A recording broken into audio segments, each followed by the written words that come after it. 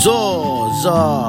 hi guys මොකද වෙන්නේ ඔන්න ආයි කාලෙකින් ඉතින් vlog එකක් අරගෙන ආවා අපි යනවා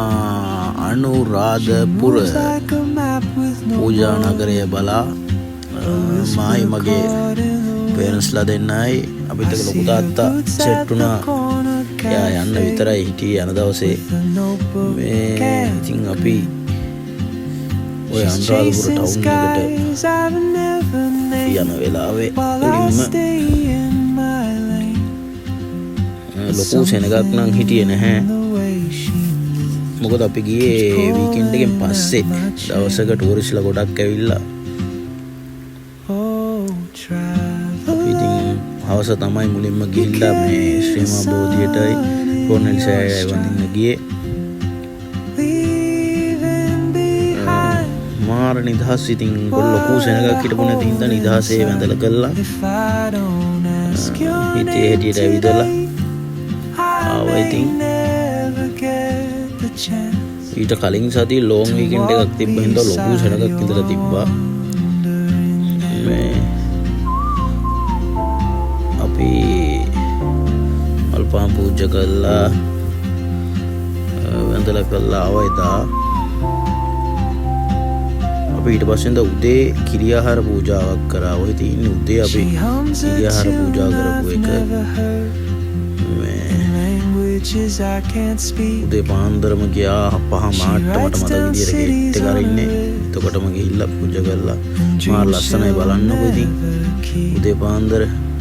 සන්සෙට් එකත් එක්ක ඊට පස්සේ අපි නැවතිලා හිටියේ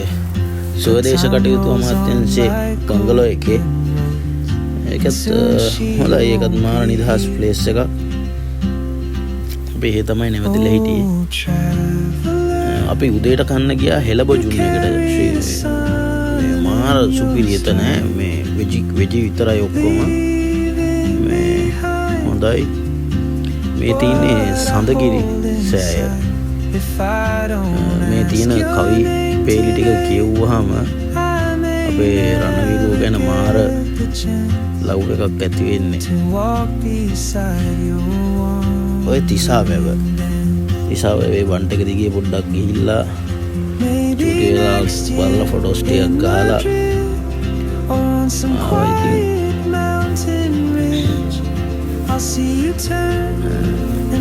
ඔය තියෙන්නේ කුට්ටම් පොකුණ ඒක බලලා අපි ගියා ඊට පස්සේ සමාධි පුදු පිළිම වහන්සේ වඳින්න කරන්න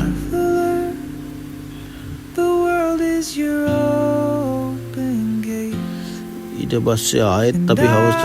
අපේ නැන්දවත් හම්බුණා නැන්දත් ඇවිල්ලා තිබ්බා යාළුවෙක් එක්ක එයාවත් සම්පූර්ණ ඔය ශ්‍රී මහා බෝධිය